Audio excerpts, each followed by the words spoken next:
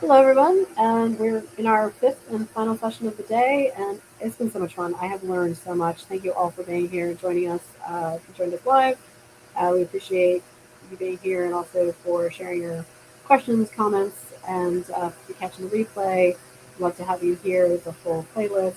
And I always like to sort of also clip these and blogs and mini books and all sorts of other post-event assets. So do register for the link in the description so you can be notified about those resources. So now we're going to wrap out the session, and this is definitely a conversation I'm really looking to colleagues here to chime in on this of making sure we're preparing for 2026 and the threat forecast that we've discussed, and just putting it into a very sort of operational, like what should we be doing in the first sort of 90 days as we think about this, or as early as what can you take back to the office on Monday. And so here we are, yeah, preparing. I'm Philippa Burgess. A lot of you who know me. My kind of business brand is Geo Cyber Systems. I work at the intersection of geospatial and cybersecurity and AI. And a lot of that is also leading me into federal government and the intelligence community. So on an academic side, and was a former ICCA scholar, so being mentored by the intelligence community, which is pretty cool. And not a space I expected myself to be in, considering I started my life in Hollywood, took a detour through cannabis, and then found my way back into grad school, and then found myself in government, and then everything led me sort of into government and tech. And I started with spatial data science, and realized that as it was leading me to government, I was like, well, if I'm working with data, maybe I should learn how to secure that data. And that led me to third and final master's in law, for a master's of studies in law with privacy law and cybersecurity. And I graduated in May and sort of really ready to sort of take this all into the world. And so we know that we've discussed this, that 2026 will accelerate the 2025 patterns. So we've seen AI attacks, identity abuse, SaaS risks, and if it's just happening from an attacker point of view, 5 to 10 times faster and cheaper. So the LLMs, based attacks, tools now, they're priced at sort of $20, $50 a month, so people can easily get these tools to help them. So their phishing success rates are going up. AI personalization, deepfakes as service is accessible to any sort of bad actor. So we have discussed that. Now, AI can also be used on the side for good, so as well. So again, this is where, but it cannot be done without sort of the human in the loop, because that's what we've seen as kind of the rogue AI. And some of what was going to be the greatest threat is in the agent world, in the agentic space, where agents are just automated to do tasks, and then agents communicate with agents. And you talk about traditional cybersecurity threats in terms of, say, a man in the middle attack. It's going to be now really easy, much easier, when you're just doing it between agents, because they're not really the wiser, that you're coming into interface between their interactions. And if people just kind of deploy it without oversight, you're going to get a lot more problems. And that's another theme that we just talked about in our last session, which is governance oversight, and just making sure that we're all regularly doing the basics, and that cybersecurity is an ongoing activity, and making sure it's really clear, for yourself, for your team, for your company, what's done on an annual basis, what's done on a quarterly basis, what's done on a monthly basis, what's done on a weekly basis, what's done on a daily basis. Or even we talked about some very secure departments and systems, to have them re-authenticate every hour is essential, because of the level of secure data that they're working with. So your attack surface is expanded faster than the defenses. So machine identities outnumber humans now 5 to 10 times. Most are unmonitored, rarely rotated, and carry broad permissions. So really good to look at the machine identities and what has permissions where, and to make sure to pull those inactive permissions. We talked about that before, where Sherry was saying, hey, if someone in my system hasn't logged in 30 days, like, we can deactivate them. If they come back, they can let us know, but we don't know who they are, where they are, right now, if they're not using that system, why should they have access to it? And we should be thinking about that not just for our human identities, but our machine identities. And even at the most basic level, everybody who's using ChatGPT, Claude, Copilot, Perplexity, uh, Gemini, and I know there's a new one that's a Claw. What's the Claw one that everybody's talking about? Um, but I was saying with all of these, like I now talk to Claude, and Claude's like, "Do you want me to put that in your calendar?" And Perplexity's like, "Yeah, I can get into your email and I can organize all sorts of things for you, and I can answer all sorts of your questions." So with the LLMs now in all of our data, just even personally, we should be thinking about what has access, and to not necessarily just leave that as open access. Um, there's, some regulatory enforcement has been tightening, so you definitely have it globally. But we have, so GDPR is really big in India. There's the uh, DPD, DPDP, and of course California has its CCPR and sorry CCPA, CCPA, and I'm confusing that with GDPR. GDPR is Europe, CCPA is California, but we as the United States only have a data privacy law in California, and that's really comprehensive. And other states have them, but they're very much either coming online or they're sort of a patchwork. But we don't have any federal. And if you really think about like who goes after all of this stuff, it's coming from the FTC, and it's like how resourced are they to actually go after these companies that have gross negligence? So we don't really have that compliance gate that is necessary. Uh, but for companies, because these breaches happen so frequently, these attacks, these data leaks, uh, compliance and security are a very important strategic investment. So now we want to just bring this to a 90-day action framework to give you that competitive advantage. So the organizations that move now will be resilient or more resilient in 2026, but those that wait will spend a year in reactive incident response mode, which ultimately just pulls attention, pulls resources, and doesn't really help you get ahead in the way that you would if you just kind of do the things that need to be done, like the playbooks, like the tabletop exercises, like the governance, and just starting simply, like what are our assets?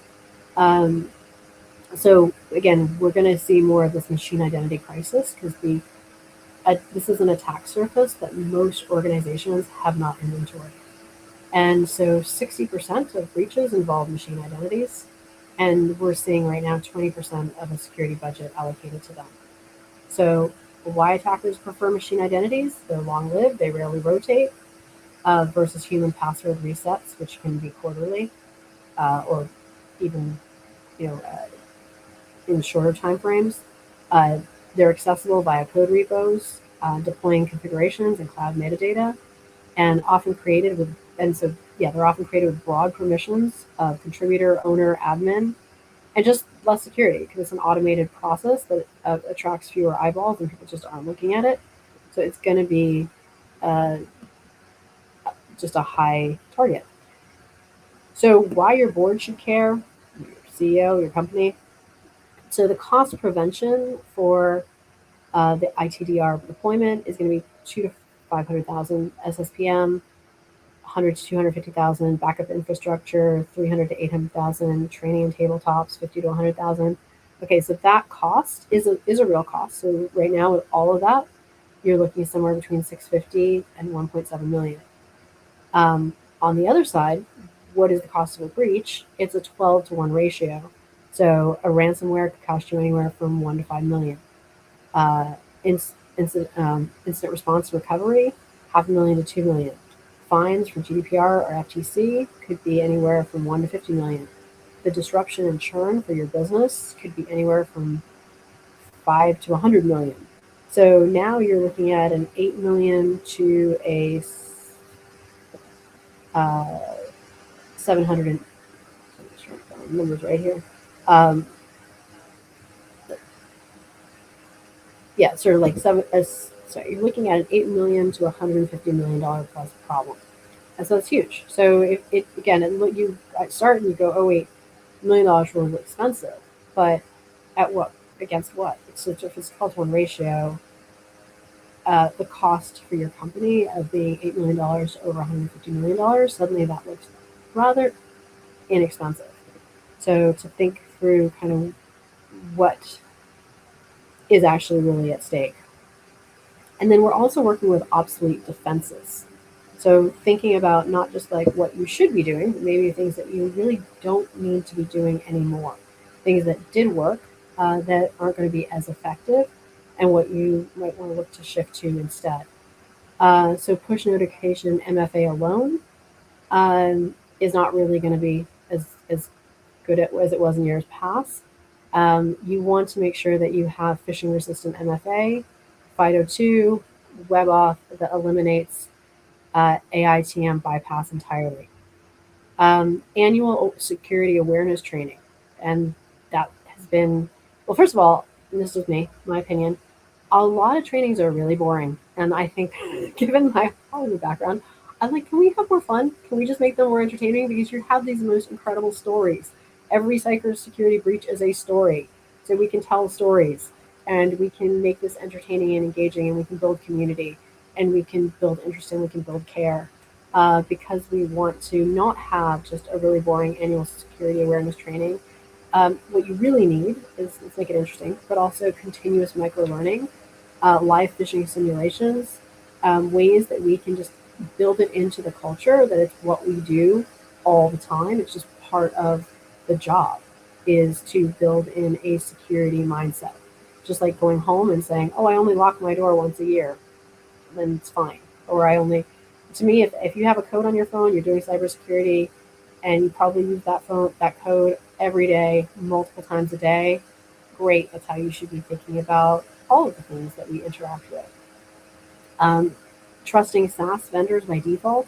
I think a lot of us have done this, and we see, hey, it's a free download. Hey, it's new, it's shiny, it's a new toy we can play with. It's not always going to be that secure and just be understanding. So moving to from SSPM to continuous OAuth app auditing, remove rogue apps at registration, and just be really, just have less trust in the digital system. Um, Thinking prevention, we need to evolve that thinking into thinking resilience. So assume a breach and then measure containment velocity. That actually is something that was talked about widely in our event today, because um, when you think prevention, it's either there's going to be a breach or there's not going to be a breach. And you should just move past that. There's going to be a breach. So now, how do we have resilience against that breach? So assume that breach and then measure the containment velocity. Terms that were used today is blast radius segmentation. So making sure that you, when they do get into a system or something bad happens, it's contained and it doesn't get to have access to everything everywhere. Like, can keep moving through the system. So perimeter first defense. Now we have another identity layer investment. So IDTR, SSPM, zero standing privilege. So making sure that identity is the breach, as we've seen, and then humans are also the breach. We should signature-based malware detection. Now there's behavioral EDR, detect sequences and anomalies, not known hashes. So this goes back to having a really good baseline. You can't know what's wrong if you don't know what it's normally supposed to look like. In one cybersecurity talk I went to, and this speaks, I would say, more to American culture, but I'm someone who grew up on Sesame Street. And in watching Sesame Street, you learn that so someone was talking about like how, a good best practice for cybersecurity, and they're like, it's the Sesame Street method, as defined by one of these things does not look like the other. But you have to kind of start with really establishing and knowing those baselines and having them documented and having them reviewed and having everybody agree that that is the baseline. So then there is that detection. Live backups connected to production. Instead, you want to start doing immutable air gap storage with quarterly restore testing.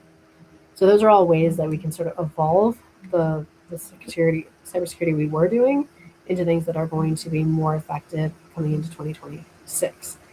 So what organizations should start is high impact investments organized by category.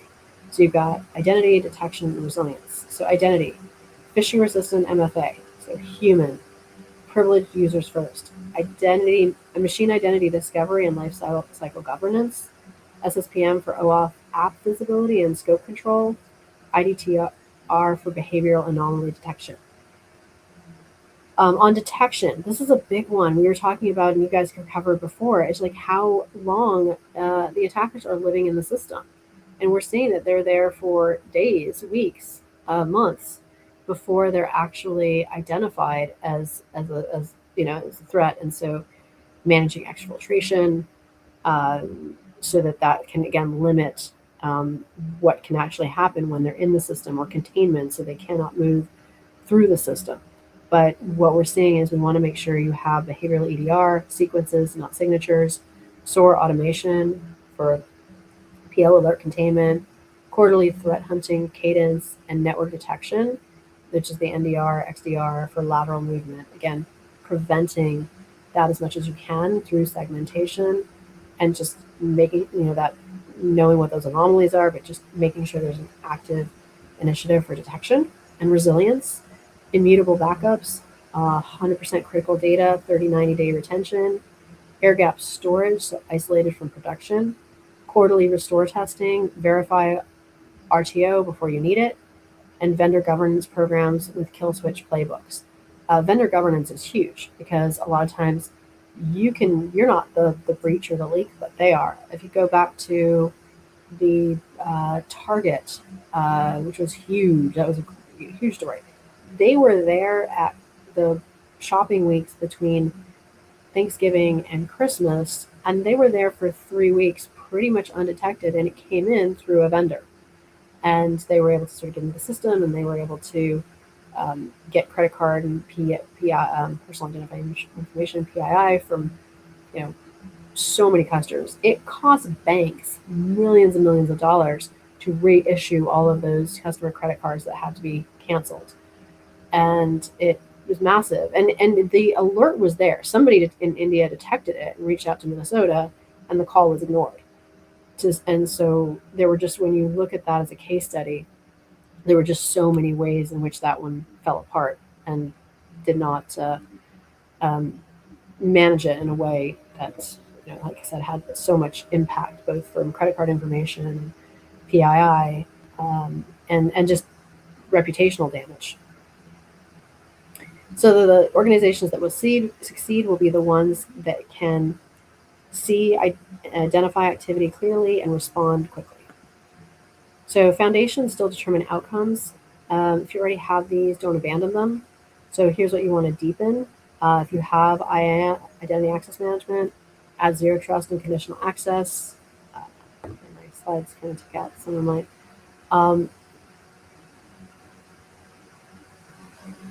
I'm going to go back a slide here. All right. So yeah, not like, I can see my J. I'm not as familiar with this acronym, so I'm like, I need help. Privileged access and kill standing admin roles. If you have segmentation, deepen microsegmentation, isolate backups and critical assets from production network.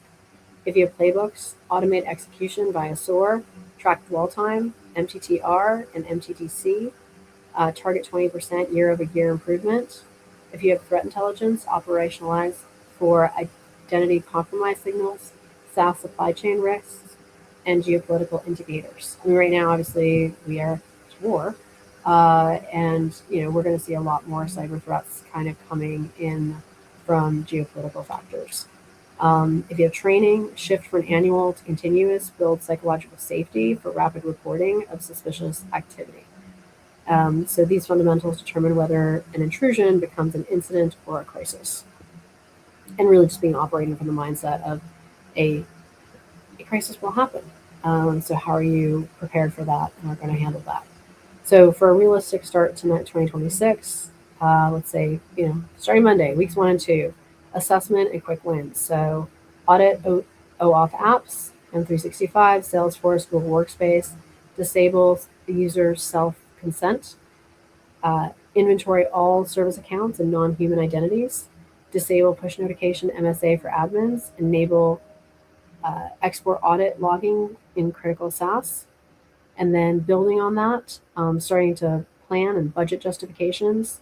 So define your 2026 roadmap, IDTR to SSPM to EDR tuning, backup expansion, evaluate vendors, Okra, Entra, Ping for IDTR, Varios, Okra, Venza for SSAPM, build board business case using that 12-to-1 ROI framing, and go and secure your budget.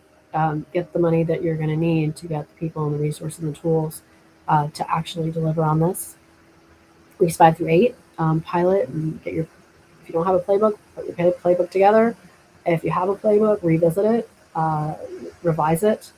So you'll be deploying your IDTR to 10 to 20% of users, tune baselines, target less than 10% false positive rates. So an SSMP pilot, scan SaaS stack, catalog high-risk apps, remove rogue OAuth grants, draft identity compromise playbook, run first tabletop, and actually, it's John mentioned sort of that impossible travel scenario is a good one to start with. Weeks 9 through 12, you can do a full rollout and base and metrics baseline. So IDTR and SSPM to 100% of users, complete SOC and IR team training, establish baseline metrics, dwell time, MTTR, MTTC, alert accuracy rate, validate backup recovery, RTO, automate, new OAuth grant, export spike, and PO alert. So those are some of the things that kind of just can get you going. And then what you want to do is basically be reducing dwell time for one. But again, what do we want to measure? What do we want to just see, to actually have it in metrics? So dwell time, the current baseline is 11 days, although we've seen many, many incidences that were way longer than that. So can you get that dwell time to under 7 days? And a leader in this would be 2 to 4 days. So MTTR, alert to investigation, are you at 45 to 90 minutes? Can you get that under 15 minutes? And as a leader, can you get that to 5? For MTTC, investigate and contain. Oftentimes that's greater than an hour. Can you get that to under 30 minutes? And as a leader, under 15. Admin FIDO2 coverage, less than 20%. Can we get that to 100? And also as a leader, keeping that 100. Playbook coverage rate, right now less than 40%. Can we get that to greater 80%? And then leaders at greater than 95. And backup immutability varies. But let's get that to 100% and then keeping that 100% critical. So your North Star is, can you revoke all refresh tokens, disable accounts, remove OAuth apps, and rotate keys in under 30 minutes? So you have something happen, can you, again, all of this is about limiting the blast radius and containment.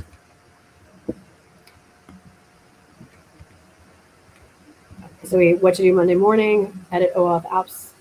We just talked about that in M365, Salesforce, Google Workspace, where you have them, block user self-consent for OAuth, require admin approval, add out-of-band verification for wire transfers and ACH changes. We talked about that. Like if they're contacting you through a line, go around it, create a new line of communication, one that is trusted, and then schedule your first tabletop for OAuth compromise or a deepfake fraud. If you've never rehearsed it, your playbook is a document, not a defense. So, and hey, brings back to entertainment and media. Get to play improv. So it really is. I mean, that's really what a tabletop is. It's a simulation. So let's make this all more fun and let's actually do it, because it actually, the more you practice it, when something happens, everybody knows their role. The roles are clearly defined, and it's much easier to solve a problem, even though it may not happen obviously the way that you anticipated it would. There's a lot more accountability, and I think that's where we started the day today. Was talking about one of the biggest problems we're seeing is just who takes accountability, who is responsible overall, and then who is responsible for what, and making it clear that there can be self accountability within a team of everybody kind of knows what they are responsible for. Because with all of this, speed matters more than perfection. So start with visibility and then build from there. So security is now an identity problem, which we talked about. If an attacker can authenticate, they can operate. So identity is now the perimeter. Traditional network edges don't stop authenticated sessions. The front door has moved to the ID. Uh, and the supply chain, every connected integrated integration inherits your trust posture. One token opens many doors downstream. The blast radius, compromised identity, determines the scope of every breach and the speed of attacker movement. So defending is the core mission um, of modern cybersecurity teams. And that's it. Thank you. And now I turn it to my illustrious panel to see how I did. You did amazing. You did amazing. Absolutely amazing. Yeah, no, that was great. I like how you wrapped it all up, like the blast radius and the supply chain. I think that I think segmentations that other than MFA and the FIDO, as you mentioned, the segmentations where to start. Okay, I am going to make an admission though, because I think this benefits our audience. Because I had AI help me write some of this, and I, sort of tumbled it through, and then AI kind of comes back with some terms that I should know, and as soon as you tell me, I will know. But I'm reading some of the stuff, and I'm like, I should know exactly what ITDR stands for, and I need some help. I need to know exactly what SSMPM stands for and EDR. So I was reading these and I'm like, I should know this, but I don't know this. So can we kind of help with some of these definitions?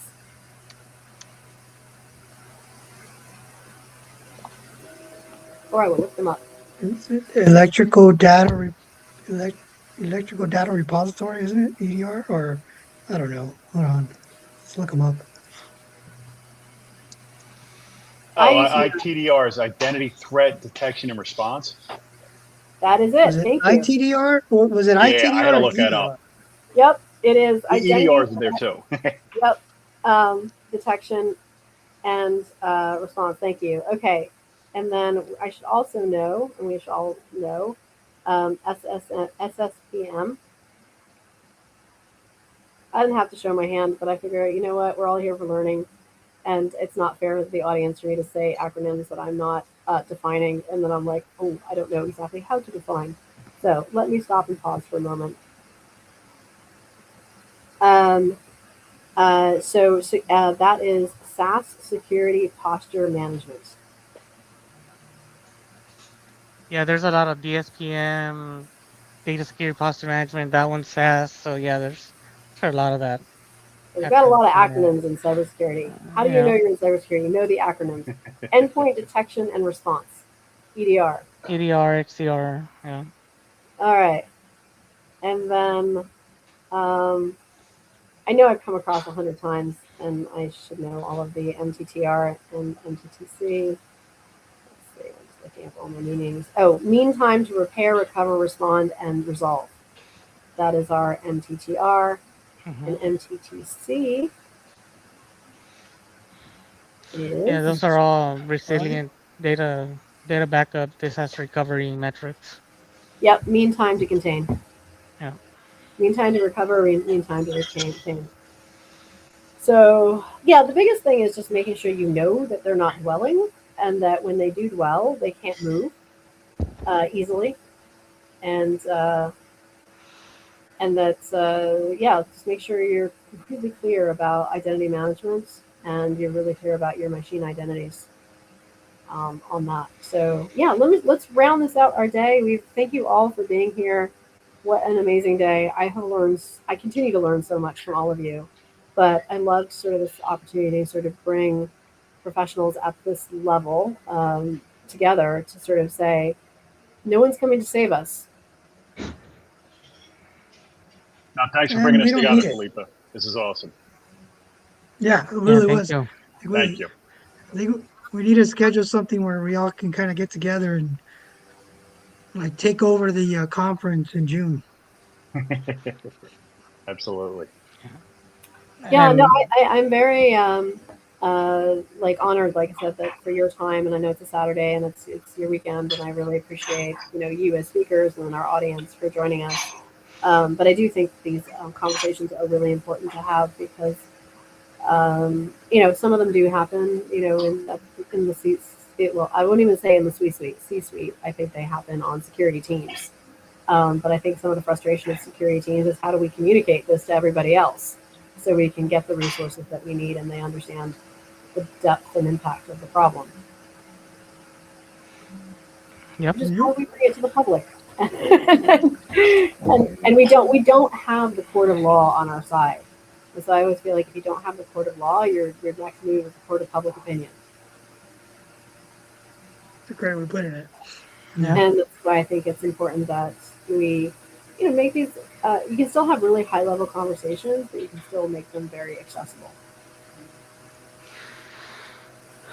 Yeah, right. Just So have I'm gonna. like actionable outcomes with those conversations. for sure. You know, I think when we and again, people talk about playbooks and people talk about tabletops and things like that. Um, I think it would be really kind of cool to just sort of um, put together and really demonstrate more publicly what that actually looks like.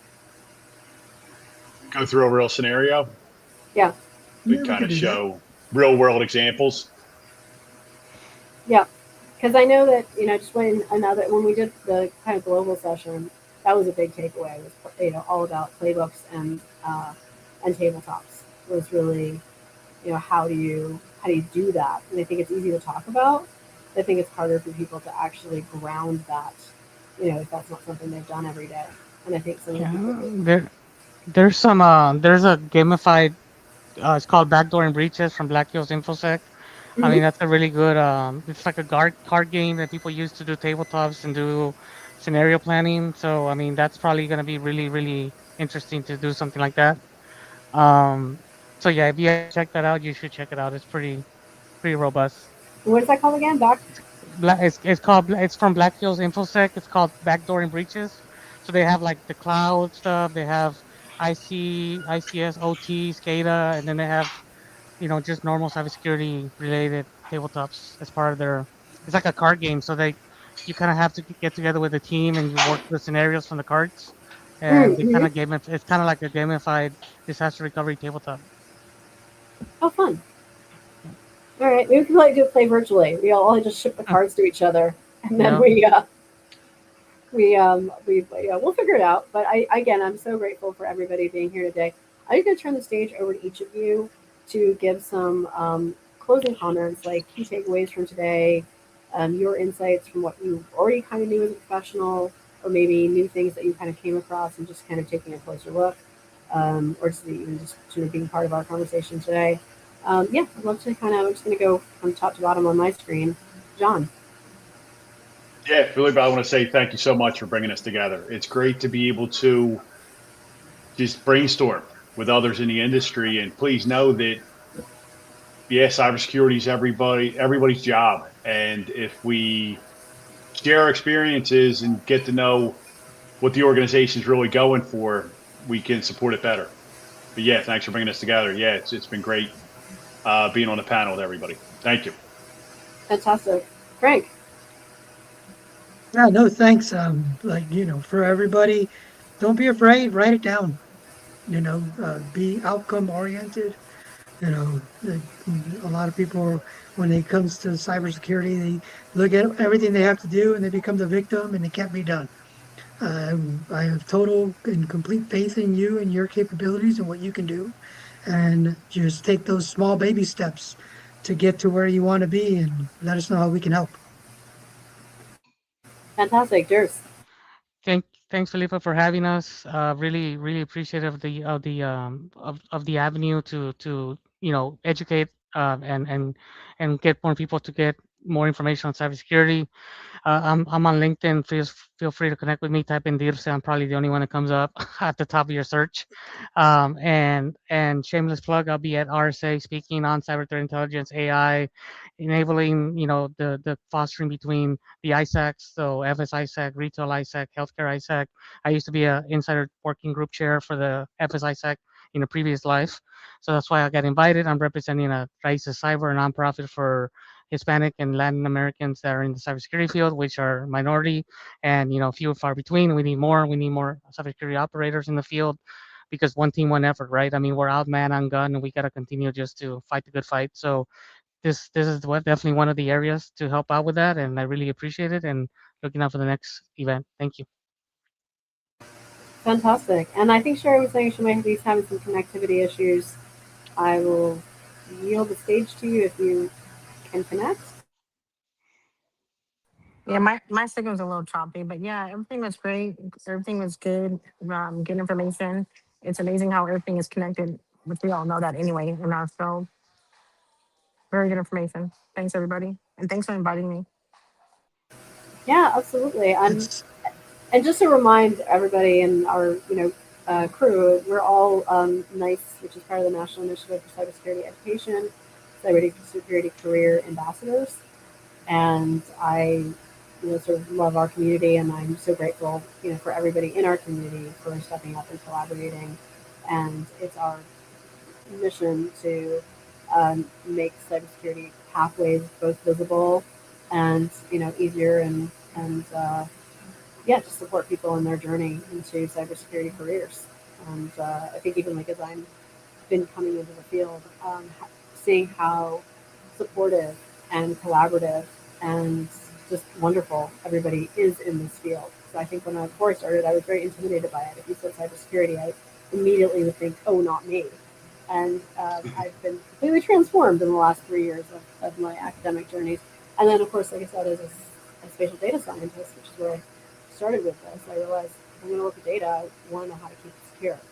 And so, even if you don't think of yourself as a cybersecurity professional, there are probably so many roles in the world that would just be so much better at what they do by having a cybersecurity and a security posture.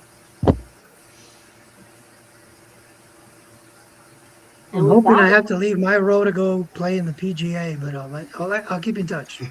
I'll let you know. I love it. All right. Thanks, everybody. Thanks, everybody.